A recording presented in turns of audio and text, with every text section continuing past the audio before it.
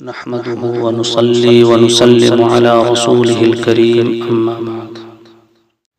عیدگاہ پیدل جانا بھی جائز ہے اور سوار ہو کر جانا بھی جائز ہے، مگر اولا اور افضل پیدل جانا ہے۔ جمعہ کے لیے بھی پیدل جانا اولا اور افضل ہے، اور عیدین کے لیے بھی پیدل جانا اولا اور افضل ہے۔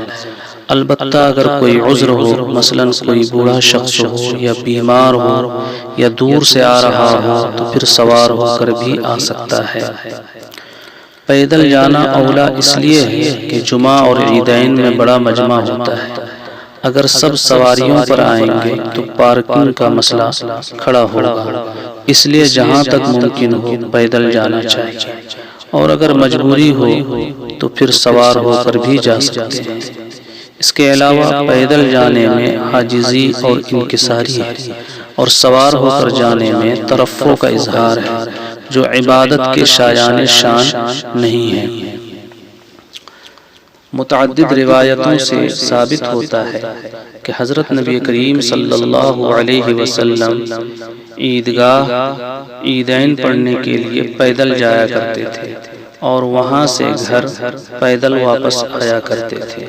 چنانچہ حضرت عبداللہ بن عمر رضی اللہ عنہما سے مروی ہے کہ حضرت نبی کریم صلی اللہ علیہ وسلم عیدین کے لیے پیدل جاتے تھے اور وہاں سے گھر پیدل تشریف لاتے تھے۔ سنن ابن ماجہ کتاب اقامۃ الصلاۃ والسنۃ فیہا، باب ما جاء فی الخروج الی العید ماشیا۔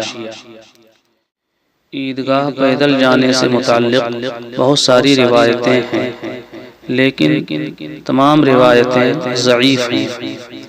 چونکہ یہ روایتیں متعدد طرق سے وارد ہوئی ہیں اور ایک سے زائد روایتیں ہیں، اس لیے مجموعہ حسن لغیرہ ہے، جو کہ قابل استدلال مانی جاتی ہے۔ اس لیے ان روایتوں سے عیدگاہ پیدل جانے کے استحباب پر استدلال کرنا درست اور جائز ہے۔ وآخر دعوانا الحمد للہ رب العالمین۔